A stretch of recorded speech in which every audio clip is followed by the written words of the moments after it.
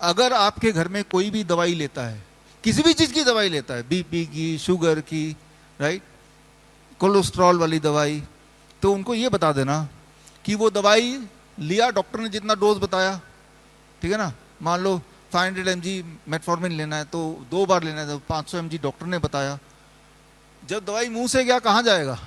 पेट में जाएगा ना। वो तो पेट में जाने के बाद अब पेट डिसाइड करेगा कि उसको कितना ब्लड में भेजना है, कितना लिवर में भेजना है, कितना स्टूल में जाएगा, वो पेट डिसाइड करेगा ना। डॉक्टर ने तो ये डिसाइड किया कि आपके मुंह के अंदर कितना जाना चाहिए, लेकिन उस मुंह के अंदर जितना गया उसमें से पेट में से ब्लड में जो जाएगा वही आपके बॉडी में असर करेगा, जो भी असर करना उसको। इंटरेस्टिंग बात क्या है, वो डॉक्टर को ये नहीं पता कि ग्रेविटी भी काम कर रही है हमारे बॉडी में, काम तो कर रही है ना। तो इंटरेस्टिंग बात है कि जब किसी ने दवाई लेके अगर वो अपने बाएं करवट लेट गया तो दवाई सिर्फ 1/4 ही ब्लड में जाएगा और बाकी वेस्ट हो जाएगा। ग्रेविटी का रोल कुछ ऐसा ही है। वही अगर राइट की तरफ अगर रख के फिर अगर दवाई लेता है और उसको राइट की तरफ लेट जाता है तो दवाई का असर कितना हो जाएगा? डबल हो जाएगा। वही अगर दवाई लेने के बाद खड़े रहता है, वो बैठता नहीं है, खड़े रहता है, तो दवाई कितना गुना हो जाएगा असर? 3 गुना हो जाएगा, राइट। और अगर वो दवाई खाने के पहले कुछ नहीं खाता, खाने के बाद भी कुछ नहीं खाता है, तो दवाई का असर सेम वाला डोज का कितना असर हो जाएगा? 4 गुना हो जाएगा। तो आप सोचिए कि एक ही दवाई है, उसी इंसान ने खाया, उसी वक्त खाया, अब वो कितना बॉडी में असर करेगा वो निर्भर करता है कि उसके बाद उसका पोस्चर क्या है।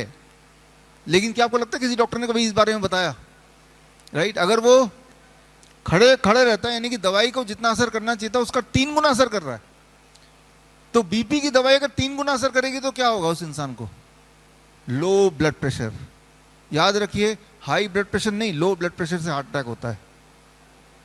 तो ये डेंजरस है उनके लिए, बीपी की दवाई खाने वाले लोगों के लिए।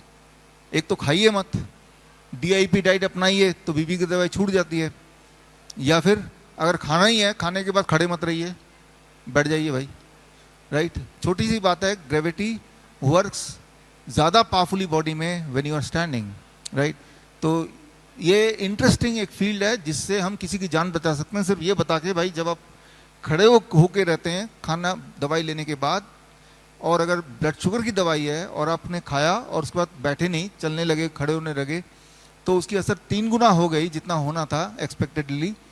तो आपके ब्लड में शुगर क्या होगा? ज़्यादा होगा, कम होगा? कम हो जाएगा। Low blood sugar, hypoglycaemia. याद रखिए, हाई ब्लड प्रेशर अगर, हाई ब्लड शुगर अगर किसी का रहता है 300, 350, 400 ब्लड शुगर, कई महीने लगेंगे उसके ऑर्गन के फेल होने में। लेकिन अगर लो ब्लड शुगर हो जाता है तो कुछ घंटे के अंदर ही वो ऑर्गन फेल हो सकता है, कोमा में जा सकता है, मर सकता है। High blood sugar is dangerous over a period of many months. Low blood sugar is dangerous with in few hours. और लो ब्लड शुगर कब होगा? जब ग्रेविटी का रोल हावी हो जाएगा। वो कब हावी होगा? जब वो खड़े रह के वही वाला दवाई लेगा, खड़े रहेगा उसके बाद भी, तब। तो ये एस्पेक्ट अगर हमने इग्नोर किया तभी फर्टिलिटीज होती है, तभी मौतें होती हैं। फिर लोग सोचते हैं इसको हार्ट अटैक क्यों आ गया, राइट, अचानक क्यों कोमा में चला गया, अचानक ब्लड शुगर क्यों कम हो गया? तो उसका आंसर कहीं यहाँ छुपा हुआ है, ग्रेविटी एज मेडिसिन। अगर आप डॉक्टर बीआरसी क्लिनिक या फिर डॉक्टर बीआरसी हॉस्पिटल खोलना चाहते हैं, या फिर अपने एग्जिस्टिंग क्लिनिक या हॉस्पिटल को अपग्रेड करना चाहते हैं विद डॉक्टर बीआरसी प्रोटोकॉल, तो स्क्रीन पे दिए हुए लिंक में जाके फॉर्म भरें।